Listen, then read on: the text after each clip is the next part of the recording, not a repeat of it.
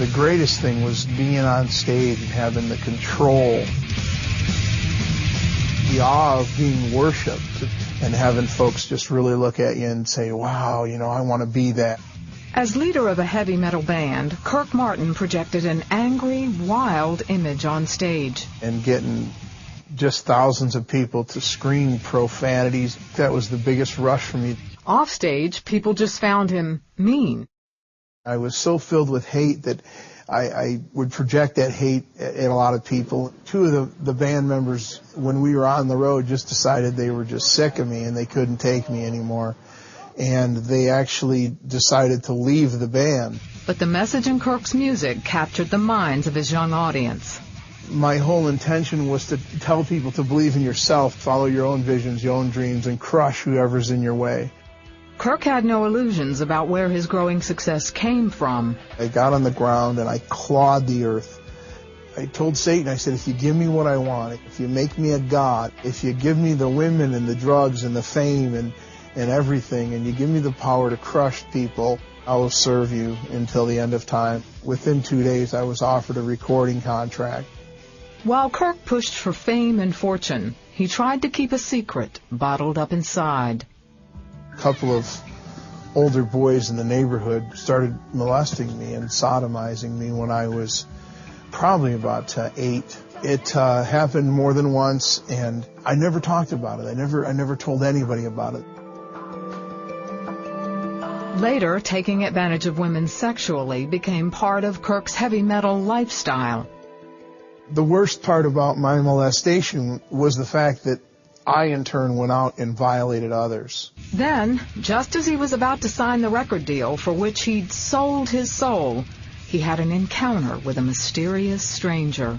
One morning at about 9 o'clock, I went into a small cafe, and this guy came and sat down right across from me. Out of all the places he could have sat, there were plenty of seats open. And immediately I looked at him with this horrible, mean-looking look on my face, and I said, "What's happening, Dad?"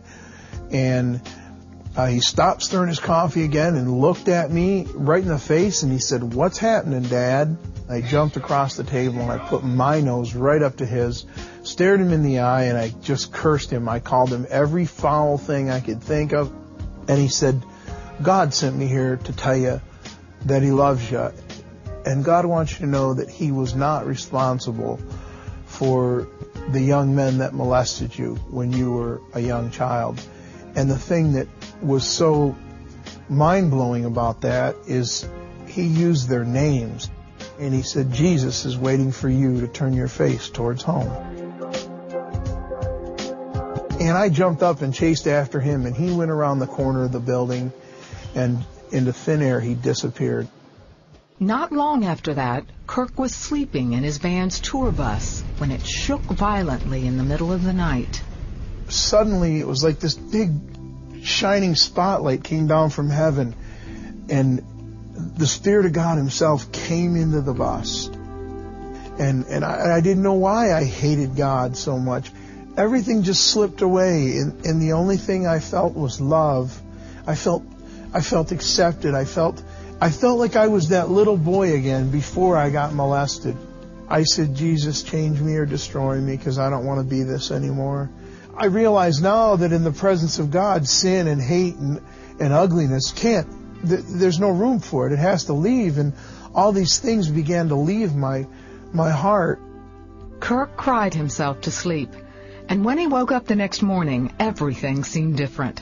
The grass was greener, the sky was fluffier, the clouds were beautiful, and I was different. Kirk never signed the contract for the heavy metal record deal. I had everything in my hand, everything I'd ever wanted, just sitting right there, and all of a sudden I didn't want it anymore. And I left everything and never went back. Kirk found a church in his hometown and began to grow as a Christian. A Christian counselor also urged him to seek out the young men who had molested him and forgive them. I did find them. I don't know if you remember me or not. And I said, "Why did you do this to me?" And then they began to tell me the story of how someone had violated them. The one young boy, how he had found a pornography magazine, and that's what led him to abuse me and then invite the other boy to abuse me. They had given their hearts to Christ. We sat down and we cried and we hugged and we talked about it and we prayed. That's how I got past all that. Over time, he found his musical talent moving in a new direction, writing and performing worship songs. He and his family travel around the country sharing the miracle that changed Kirk's life. My wife is just a treasure.